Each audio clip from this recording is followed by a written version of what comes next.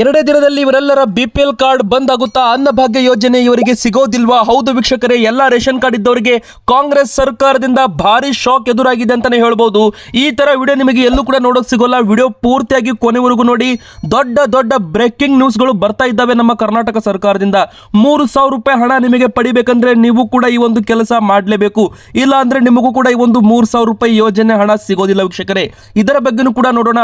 ಬಾಡಿಗೆ ಮನೆ ಮಾಲೀಕರು ಇರಬಹುದು ಅಥವಾ ನೀವು ಬಾಡಿಗೆ ಮನೆಯಲ್ಲಿ ವಾಸವಿದ್ರೆ ನಿಮಗೆ ಶುರುವಾಗ್ತಾ ಇದೆ ಹೊಸ ನಿಯಮ. ಈ ನಿಯಮ ತಪ್ಪಿದರೆ ನಿಮಗೆ ಬೀಳುತ್ತೆ ಭಾರಿ ದಂಡ. ಹೌದು ವೀಕ್ಷಕರೇ, ಕರ್ನಾಟಕದಲ್ಲಿ ಹೊಸ ಕಾಯ್ದೆ ಜಾರಿಗೆ ಮಾಡಲು ಕಾಂಗ್ರೆಸ್ ಸರ್ಕಾರ ಮುಂದಾಗಿರುವಂತದ್ದು. ಮತ್ತೆ ಬಿ ಖಾತಾ ಆಸ್ತಿಗಳಿಗೆ ಎ ಖಾತಾ ಮಾನ್ಯತೆ ನೀಡಲು ಸರ್ಕಾರದಿಂದ ಹೊಸ ಪ್ಲಾನ್ ಮಾಡಲಾಗಿದ್ದು ಇಡೀ ಕರ್ನಾಟಕಕ್ಕೆ ಇದನ್ನ ಅನ್ವಯ ಮಾಡ್ತೀವಿ ಅಂತ ಕೂಡ ಇಲ್ಲಿ ಘೋಷಣೆ ಮಾಡಲಾಗಿದೆ. ಹೌದು ಗೆಳೆಯರೆ, ಇದು ಒಂದು ಹೊಸ ನಿಯಮ ಅಂತಾನೆ ಹೇಳ್ಬಹುದು. ಬಿ ಖಾತಾ ಆಸ್ತಿ ಮಾಲೀಕರಿಗೆ, ಸ್ವಂತ ಆಸ್ತಿ ಪಾಸ್ತಿ ಹೊಂದಿದವರಿಗೆ. ಮತ್ತೆ ಬಂಗಾರದ ಬೆಲೆ ಇಳಿಕೆ ಆಗಲಿದೆ ವೀಕ್ಷಕರೇ. ಡೊನಾಲ್ಡ್ ಟ್ರಂಪ್ ಅಮೆರಿಕ ಅಧ್ಯಕ್ಷ ಒಂದು ಹೇಳಿಕೆ ಕೊಟ್ಟ ಬಳಿಕ ಬರೋಬ್ಬರಿ 1,000 ರೂಪಾಯಿ ಬಂಗಾರದ ಬೆಲೆ ಇಳಿಕೆ ಕಂಡಿದೆ. ಮುಂದಿನ ಬರೋ ದಿನಗಳಲ್ಲಿ ಭಾರಿ ಇಳಿಕೆ ಆಗಲಿದೆ ಬಂಗಾರದ ಬೆಲೆ ಬಗ್ಗೆನೂ ಕೂಡ ಒಂದು ಬಿಗ್ ಬ್ರೇಕಿಂಗ್ ನ್ಯೂಸ್ ಅಂತಾನೆ ಹೇಳ್ಬಹುದು. ಹಾಗೆ ಸರ್ಕಾರದಿಂದ ಸಾಲ ಸಿಗುವ ಯೋಜನೆಗಳ ಬಗ್ಗೆ ಮಾಹಿತಿ, ಹಣದ ಯೋಜನೆಗಳ ಬಗ್ಗೆ ಮಾಹಿತಿ ನೋಡೋಕ್ಕಿಂತ ಮುಂಚೆ ಇದೇ ತರ ಇಂಟ್ರೆಸ್ಟಿಂಗ್ ವಿಡಿಯೋ ನೋಡಲು ಬೇಗನೆ ವಿಡಿಯೋಗೆ ಒಂದು ಲೈಕ್ ಮಾಡಿ. ಮತ್ತೆ ನಿಮ್ಮ ಹತ್ತಿರ ರೇಷನ್ ಕಾರ್ಡ್ ಇದ್ರೆ ಕಮೆಂಟ್ ಅಲ್ಲಿ ನಿಮ್ಮ ಹತ್ತಿರ ಯಾವ ರೇಷನ್ ಕಾರ್ಡ್ ಇದೆ, ಬಿಪಿಎಲ್ ಅಂದ್ರೆ ಬಿಪಿಎಲ್ ಕಮೆಂಟ್ ಮಾಡಿ, ಎಪಿಎಲ್ ಅಂದ್ರೆ ಎಪಿಎಲ್ ಕಮೆಂಟ್ ಮಾಡಿ. ವೀಕ್ಷಕರೇ, ನಮ್ಮ ಚಾನಲ್ಗೆ ಮೊದಲ ಬಾರಿ ಭೇಟಿ ನೀಡ್ತಾ ಇದ್ರೆ ಇನ್ನು ಸಬ್ಸ್ಕ್ರೈಬ್ ಆಗಿಲ್ಲ ಅಂದ್ರೆ ಕೆಂಪು ಕಲರ್ ಸಬ್ಸ್ಕ್ರೈಬ್ ಬಟನ್ ಒತ್ತಿ ವೀಕ್ಷಕರೇ. ಹಾಗೆ ಬೆಲ್ ಐಕಾನ್ ಕೂಡ ಒತ್ತಿ. ಬನ್ನಿ ಈಗ ಮೊದಲನೆಯ ಬಿಗ್ ಬ್ರೇಕಿಂಗ್ ನ್ಯೂಸ್, ಹೊಸ ಶಾಕಿಂಗ್ ಸುದ್ದಿ ಏನಂತ ನೋಡೋಣ. ನಮ್ಮ ಕರ್ನಾಟಕದಲ್ಲಿದ್ದಾವೆ 12 ಲಕ್ಷಕ್ಕಿಂತ ಹೆಚ್ಚು ಶಂಕಾಸ್ಪದ ಅಂದ್ರೆ ಅನರ್ಹ ಬಿಪಿಎಲ್ ಕಾರ್ಡ್ಗಳು ಅಂತ ಇಲ್ಲಿ ಖುದ್ದು ಸಚಿವರು ಮಾಹಿತಿ ಕೊಟ್ಟಿದ್ದಾರೆ. ವೀಕ್ಷಕರೇ, ಅನರ್ಹ ಬಿಪಿಎಲ್ ಪಡಿತರ ಚೀಟಿಗಳನ್ನು ರದ್ದು ಮಾಡಿ ಎಪಿಎಲ್ ಕಾರ್ಡ್ಗೆ ಕನ್ವರ್ಟ್ ಮಾಡಲಾಗ್ತಾ ಇದೆ. ಇದರಲ್ಲಿ ನಿಮ್ಮ ಕಾರ್ಡು ಇರಬಹುದು ವೀಕ್ಷಕರೇ. ಮೊದಲಿಗೆ ಈ ತರ 3 ಕಾರ್ಡುಗಳನ್ನ ಸರ್ಕಾರ ಮೊದಲೇ ರದ್ದು ಮಾಡಿತ್ತು. ಆದ್ರೆ ಅದನ್ನ ಮತ್ತೆ ಬಿಪಿಎಲ್ ಕೊಡೋದಾಗಿನೂ ಕೂಡ ಹೇಳಿಕೆ ಕೊಟ್ಟಿದ್ದಾರೆ. ಅರ್ಹರಿಗೆ ಮಾತ್ರ ಕೊಡ್ತೀವಿ ಬಿಪಿಎಲ್ ಕಾರ್ಡ್, ಅನರ್ಹರಿಗೆ ಕೊಡೋದಿಲ್ಲ ಅಂತ ಖುದ್ದು ಸಚಿವರೇ ಮಾಹಿತಿ ಕೊಟ್ಟಿದ್ದಾರೆ. ನಮ್ಮ ರಾಜ್ಯದಲ್ಲಿ ಚಾಲ್ತಿಯಲ್ಲಿರುವ ವಿವಿಧ ಪಡಿತರ ಚೀಟಿಗಳ ಪೈಕಿ ಸುಮಾರು 12,69,000 ಪಡಿತರ ಚೀಟಿಗಳು ಅನುಮಾನಾಸ್ಪದ ಆಗಿದ್ದಾವೆ. ಈ ಪಡಿತರ ಚೀಟಿ ಹಾಗೂ ಫಲಾನುಭವಿಗಳು ಜಿಲ್ಲಾ ತಾಲೂಕು ಮಟ್ಟದಲ್ಲಿ ಆಹಾರ ನಿರೀಕ್ಷಕರ ಹಂತದಲ್ಲಿ ಪರಿಶೀಲಿಸಿ ಕ್ರಮವನ್ನು ಕೈಗೊಳ್ಳುತ್ತೀವಿ ಅಂತಲೂ ಕೂಡ ಹೇಳಲಾಗಿದೆ. ಈ ನಿಟ್ಟಿನಲ್ಲಿ ಎಲ್ಲ ಜನಪ್ರತಿನಿಧಿಗಳು ಸಹಕರಿಸಬೇಕು ಅಂತ ಆಹಾರ ಮತ್ತು ನಾಗರಿಕ ಸರಬರಾಜು ಇಲಾಖೆ ಸಚಿವರು KH ಮುನಿಯಪ್ಪ ಅವರು ಮಾಹಿತಿಯಲ್ಲಿ ಕೊಟ್ಟಿರುವಂಥದ್ದು. ಹೌದು ವೀಕ್ಷಕರು, ನಮ್ಮ ದಕ್ಷಿಣ ಭಾರತದಲ್ಲಿ ಕರ್ನಾಟಕದಲ್ಲಿ 80% ಬಿಪಿಎಲ್ ಕುಟುಂಬಗಳು ಇದ್ದಾವೆ. ಆದರೆ ಬೇರೆ ಬೇರೆ ರಾಜ್ಯಗಳಲ್ಲಿ ಕೇವಲ 50% ಇದೆ. ಮತ್ತೆ ಬಿಪಿಎಲ್ ಪಡಿತರ ಚೀಟಿದಾರರಿಗೆ ಅದರಲ್ಲೂ ಸುಳ್ಳು ದಾಖಲೆ ಕೊಟ್ಟು ಪಡೆದುಕೊಂಡವರ ಬಿಪಿಎಲ್ ಕಾರ್ಡುಗಳು 1 ಅಲ್ಲ 2 ಅಲ್ಲ 12 ಲಕ್ಷ ಅಂತ ಹೇಳಲಾಗಿದೆ. ಶೀಘ್ರದಲ್ಲಿ ಎಲ್ಲ ಕಾರ್ಡುಗಳನ್ನು ರದ್ದು ಮಾಡಿ ಎಪಿಎಲ್ ಕಾರ್ಡ್ ಮಾಡಲಾಗುತ್ತೆ. ಈ ಮೂಲಕ ಅವರ ಒಂದು ಕಾರ್ಡ್ ಬಂದಾದ್ರೆ ಅವರಿಗೆ ಅನ್ನಭಾಗ್ಯ ಯೋಜನೆಯಡಿಯಲ್ಲಿ 10 kg ಅಕ್ಕಿ ಸಿಗೋದಿಲ್ಲ ವೀಕ್ಷಕರೇ.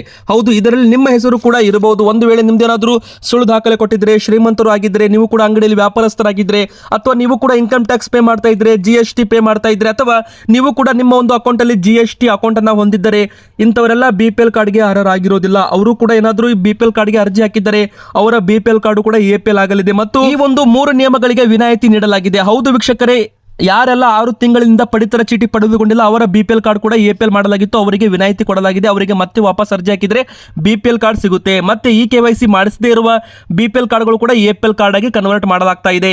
ಮತ್ತೆ 3 ಎಕರೆಗಿಂತ ಹೆಚ್ಚು ಭೂಮಿ ಇದ್ದವರ ಬಿಪಿಎಲ್ ಕಾರ್ಡ್ ಕೂಡ ಎಪಿಎಲ್ ಕಾರ್ಡ್ ಮಾಡಲಾಗಿತ್ತು. ಆದ್ರೆ ನೀವು ಮತ್ತೊಮ್ಮೆ ಅರ್ಜಿ ಹಾಕಿದ್ರೆ ನಿಮಗೆ ಮರಳಿ ಬಿಪಿಎಲ್ ಕಾರ್ಡ್ ವಾಪಸ್ ಕೊಡಲಾಗುತ್ತೆ. ಎಪಿಎಲ್ ಕಾರ್ಡ್ಗೆ ಮತ್ತೆ ನಿಮಗೆ ಏನಾದರೂ ಚೇಂಜ್ ಆಗಿದ್ರೆ ಅದು ನೀವು ಬಿಪಿಎಲ್ ಕಾರ್ಡ್ ಮಾಡಿಸಬಹುದು. ಈ 3 ನಿಯಮಗಳು ಮಾತ್ರ ಇಲ್ಲಿ ಅನ್ವಯವಾಗುತ್ತೆ.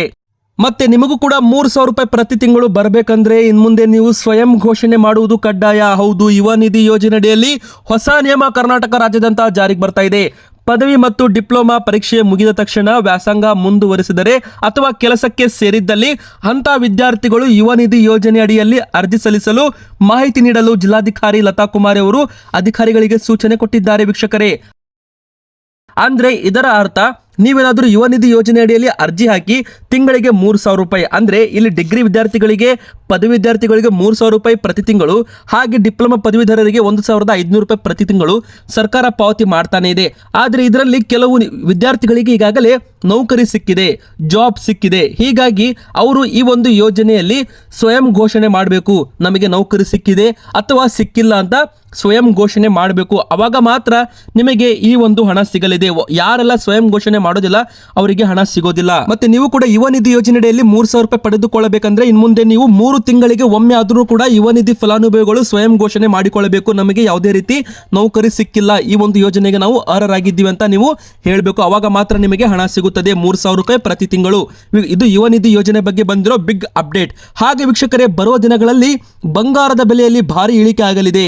ಡೊನಾಲ್ಡ್ ಟ್ರಂಪ್ ಅವರ ಈ ಒಂದು ಹೇಳಿಕೆಯಿಂದಾಗಿ ಬಂಗಾರದ ಬೆಲೆಯಲ್ಲಿ ಇಳಿಕೆ ಆಗಲಿದೆ. ಹೌದು, ಈಗಾಗಲೇ 1,000 ರೂಪಾಯಿಯಷ್ಟು ಬೆಲೆಯಲ್ಲಿ ಇಳಿಕೆ ಆಗಿದೆ. ಮತ್ತೆ ಈಗ 1,03,000 ರೂಪಾಯಿ ಗಡಿ ದಾಟಿದ್ದ ಬಂಗಾರದ ದರ ಮತ್ತೆ ಈಗ 1,01,500 ರೂಪಾಯಿ ಗಡಿಗೆ ಬಂದಿರುವಂಥದ್ದು. 1,000 ರೂಪಾಯಿ ಬಂಪರ್ ಇಲ್ಲಿ ಇಳಿಕೆ ಆಗಿದೆ. ಹೌದು ಗೆಳೆಯರ, ಬರೋಬ್ಬರಿ 8,300 ರೂಪಾಯಿ 1 kg ಮೇಲೆ ಇಳಿಕೆ ಆಗಿರುವಂಥದ್ದು. ಇದೊಂದು ಬಿಗ್ ಬ್ರೇಕಿಂಗ್ ನ್ಯೂಸ್ ಅಂತಾನೆ ಹೇಳ್ಬೋದು. ಮತ್ತೆ ಬಂಗಾರದ ಬೆಲೆ ಮಾತ್ರ ಅಲ್ಲ, ಬೆಳ್ಳಿ ದರವು ಕೂಡ ಮುಂದಿನ ಬರೋ ದಿನಗಳಲ್ಲಿ ಇಳಿಕೆ ಆಗುತ್ತೆ. ಡೊನಾಲ್ಡ್ ಟ್ರಂಪ್ ಅವರು ಏನು ಮಾಡಿದ್ದಾರೆ ಅಂದರೆ, ಚಿನ್ನದ ಒಂದು ಆಮದಿನ ಮೇಲಿನ, ಚಿನ್ನ ಇಂಪೋರ್ಟ್ ಮಾಡುವಾಗ ಅದರ ಮೇಲಿನ ಸುಂಕವನ್ನು ರದ್ದು ಮಾಡ್ತೀವಿ ಅಂತಲೂ ಕೂಡ ಇಲ್ಲಿ ಹೇಳಿದ್ದಾರೆ. ಈ ಮೂಲಕ ಆಮದಾಗುವ ಚಿನ್ನದ ಗಟ್ಟಿಗಳ ಮೇಲೆ 39% ಉಳಿತಾಯವಾಗಲಿದೆ. ಹೀಗಾಗಿ ಮುಂದಿನ ಬರೋ ದಿನಗಳಲ್ಲಿ ಬಂಗಾರದ ಬೆಲೆಯಲ್ಲಿ ಸಖತ್ ಇಳಿಕೆ ಆಗಬಹುದು. ಈ ಒಂದು ಹೇಳಿಕೆಯಿಂದಲೇ 1,000 ರೂಪಾಯಿ ಇಳಿಕೆ ಆಗಿದೆ. ಜಾರಿ ಮಾಡ್ತಾ ಇದ್ದಂತೆ ಇನ್ನಷ್ಟು ಇಳಿಕೆ ಆಗಲಿದೆ ವೀಕ್ಷಕರೇ. ಇನ್ನು ಮಳೆ ಪ್ರಮಾಣ ಬಂಪರ್ ಆಗಿ ಸುರಿಯಲಿದೆ ಅಂತಾನೆ ಹೇಳ್ಬೋದು. ಹೌದು ವೀಕ್ಷಕರೇ, ಎದಕ್ಕಂದ್ರೆ ಉತ್ತರ ಕರ್ನಾಟಕದ ಭಾಗಗಳಲ್ಲಿ ನೆರೆ ಪರಿಸ್ಥಿತಿ, ಹಳ್ಳಿಗಳಲ್ಲಿ ಮತ್ತೆ ಗದ್ದೆಗಳಲ್ಲಿ, ಹೊಲ ಗದ್ದೆಗಳಲ್ಲಿ ನೀರಿನ ಒಂದು ಆತಂಕ.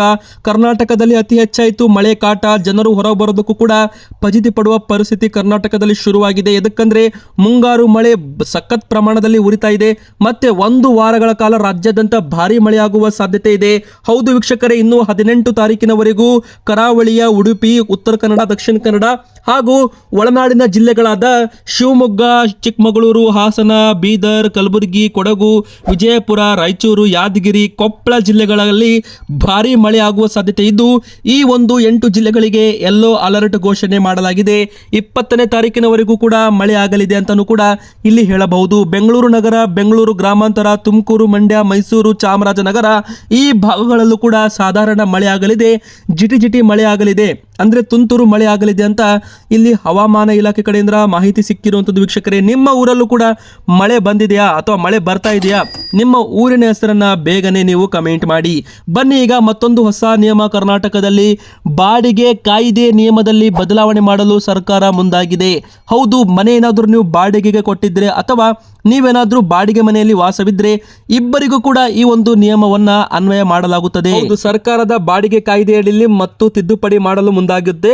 ಹೊಸ ನಿಯಮದಂತೆ ಬಾಡಿಗೆದಾರರಿಗೆ ಮಾತ್ರವಲ್ಲ, ಮಾಲೀಕರಿಗೂ ಕೂಡ ನಿಯಮ ಉಲ್ಲಂಘನೆ ಮಾಡಿದ್ದಲ್ಲಿ ದೊಡ್ಡ ಮೊತ್ತದ ದಂಡ ಬೀಳಲಿದೆ. ಜೊತೆಗೆ ದುಬಾರಿ ಬಾಡಿಗೆಗೆ ಬ್ರೇಕ್ ಹಾಕಲು ಸರ್ಕಾರ ಮುಂದಾಗಿದ್ದು ಮಾರುಕಟ್ಟೆಗೆ ಅನುಗುಣವಾಗಿ ಬಾಡಿಗೆ ದರವನ್ನು ನಿಗದಿ ಮಾಡಲು ಮುಂದಾಗಿದೆ. ಕೇವಲ ಬಾಡಿಗೆದಾರರು ಮಾತ್ರ ಅಲ್ಲ, ಮನೆ ಮಾಲೀಕರಿಗೂ ಕೂಡ ದಂಡ ಬೀಳಲಿದೆ. ಬಾಡಿಗೆ ಮನೆಯನ್ನ ಬೇರೆಯವರಿಗೆ ಬಾಡಿಗೆಗೆ ನೀಡಲು ಅವಕಾಶ ಮಾಡಿಕೊಟ್ಟರೆ, ಒಂದು ವೇಳೆ ನೀವೇನಾದ್ರೂ ಒಬ್ಬರಿಗೆ ಮನೆ ಬಾಡಿಗೆ ಕೊಟ್ಟಿರ್ತೀರಾ, ಅವರು ಏನಾದ್ರೂ ಆ ಒಂದು ಮನೆಯನ್ನ ಬೇರೆಯವರಿಗೆ ಬಾಡಿಗೆಗೆ ಕೊಟ್ಟರೆ, ಈ ಒಂದು ಅವಕಾಶ ಮಾಡಿಕೊಟ್ಟಿದ್ದಲ್ಲಿ ಮನೆ ಮಾಲೀಕರಿಗೂ ಪ್ಲಸ್ ಮನೆ ಬಾಡಿಗೆದಾರರಿಗೂ ಇಬ್ಬರಿಗೂ ಕೂಡ 3,000 ರೂಪಾಯಿಂದ 30,000 ರೂಪಾಯಿವರೆಗೂ ದಂಡವನ್ನ ಹಾಕಲು ಈ ಒಂದು ಕಾಯ್ದೆಯಲ್ಲಿ ಮಂಡನೆ ಮಾಡಲಾಗುತ್ತೆ. ಮತ್ತು ವಿಧಾನಸಭೆಯಲ್ಲಿ ಶೀಘ್ರದಲ್ಲೇ ಇದನ್ನ ಮಂಡನೆ ಮಾಡಲು ಸರ್ಕಾರ ಮುಂದಾಗಬಹುದು. ಬೆಂಗಳೂರಿನಂಥ ನಗರಗಳಲ್ಲಿ ಬಾಡಿಗೆ ಮನೆಗಳ ಸಂಖ್ಯೆ ಹೆಚ್ಚಾಗ್ತಾ ಇದೆ. ಇದರ ಜೊತೆಗೆ ಮನೆ ಮಾಲೀಕರು ಮತ್ತು ಬಾಡಿಗೆದಾರರ ನಡುವಿನ ಜಗಳಗಳು ಕೂಡ ಹೆಚ್ಚಾಗ್ತಾ ಇವೆ.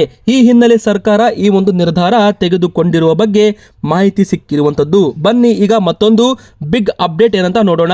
ಎಲ್ಲ ಒಂದು ಬಿ ಖಾತಾ ಆಸ್ತಿಗಳಿಗೆ ಎ ಖಾತಾ ಮಾನ್ಯತೆ ನೀಡಲು ಸರ್ಕಾರ ಇಡೀ ರಾಜ್ಯಕ್ಕೆ ಇದನ್ನ ಅನ್ವಯ ಮಾಡಲಾಗುತ್ತೆ. ಕೇವಲ ಬೆಂಗಳೂರು ಮಾತ್ರ ಅಲ್ಲ, ಮುಂದಿನ ಬರುವ ದಿನಗಳಲ್ಲಿ ಇಡೀ ಕರ್ನಾಟಕ ರಾಜ್ಯದಲ್ಲಿ ಎಲ್ಲ ಬಿ ಖಾತೆ ಆಸ್ತಿಗಳನ್ನ ಎ ಖಾತೆ ಮಾಡಲು ಸರ್ಕಾರ ಮುಂದಾಗಲಿದೆ ಅಂತ ಇಲ್ಲಿ ಹೇಳಲಾಗಿದೆ.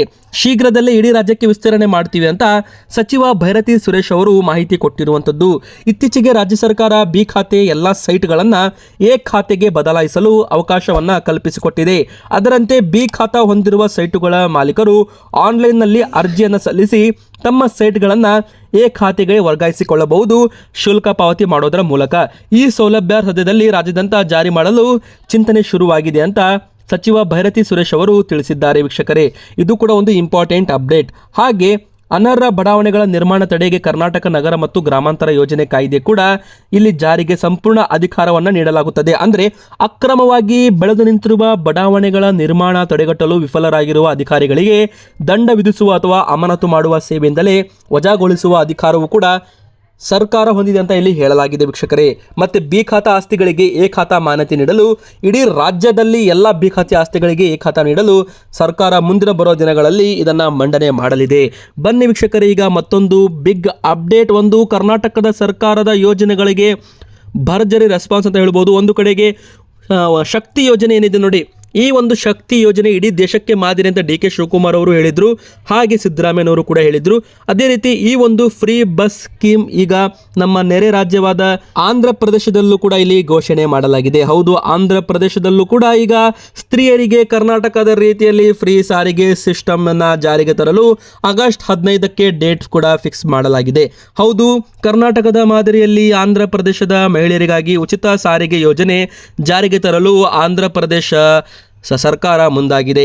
2024 ಚುನಾವಣೆ ಪೂರ್ವದಲ್ಲಿ ನೀಡಿದ್ದ ಭರವಸೆಯಂತೆ ಚಂದ್ರಬಾಬು ನಾಯ್ಡು ಸರ್ಕಾರ 15ರಿಂದ ಯೋಜನೆ ಆರಂಭ ಮಾಡಲು ತೀರ್ಮಾನ ಮಾಡಿದೆ.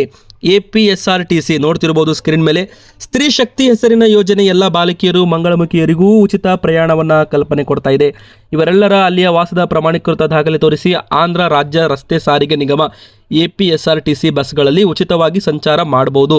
15 ತಾರೀಕಿನಿಂದ ಇದು ರಾಜ್ಯಾದ್ಯಂತ ಜಾರಿಗೆ ಬರುತ್ತೆ ಎಂದು ಸಾರಿಗೆ, ರಸ್ತೆಗಳು ಮತ್ತು ಕಟ್ಟಡಗಳ ಇಲಾಖೆ ಪ್ರಧಾನ ಕಾರ್ಯದರ್ಶಿ ಕಾಂತಿಲಾಲ್ ದಂಡೆ ಅವರು ಒಂದು ಹೇಳಿಕೆ ಕೊಟ್ಟಿದ್ದಾರೆ. ನಮ್ಮ ಕರ್ನಾಟಕದ ಒಂದು ಶಕ್ತಿ ಯೋಜನೆ ಈಗ ಆಂಧ್ರ ಪ್ರದೇಶದಲ್ಲೂ ಕೂಡ ಜಾರಿಗೆ ಬರ್ತಾ ಇದೆ. ಹಾಗೆ UP, ಬಿಹಾರಲ್ಲೂ ಕೂಡ ಇದೇ ಥರ ಯೋಜನೆಗಳು ಜಾರಿಗೆ ಬರ್ತಾ ಇದ್ದಾವೆ. ಒಟ್ಟಾರೆ ಹೇಳೋದಾದರೆ ಕರ್ನಾಟಕದ ಗ್ಯಾರಂಟಿ ಸ್ಕೀಮ್ಗಳು ಇಡೀ ದೇಶಕ್ಕೆ ಮಾದರಿ ಎಂಬುದು ಮಾತ್ರ ಇಲ್ಲಿ ಸತ್ಯ ಅಂತಲೇ ಹೇಳ್ಬೋದು. ಇವತ್ತಿಗೆ ಇಷ್ಟ ಆಗಿತ್ತು. ವಿಡಿಯೋ ಇಷ್ಟ ಆದರೆ ಲೈಕ್ ಮಾಡಿ, ಮತ್ತು ನಿಮ್ಮ ಅನಿಸಿಕೆ ಏನೇ ಇದ್ರೂ ಕಮೆಂಟ್ ಮಾಡಿ, ನಮ್ಮ ಚಾನಲ್ಗೆ ಸಬ್ಸ್ಕ್ರೈಬ್ ಆಗಿ.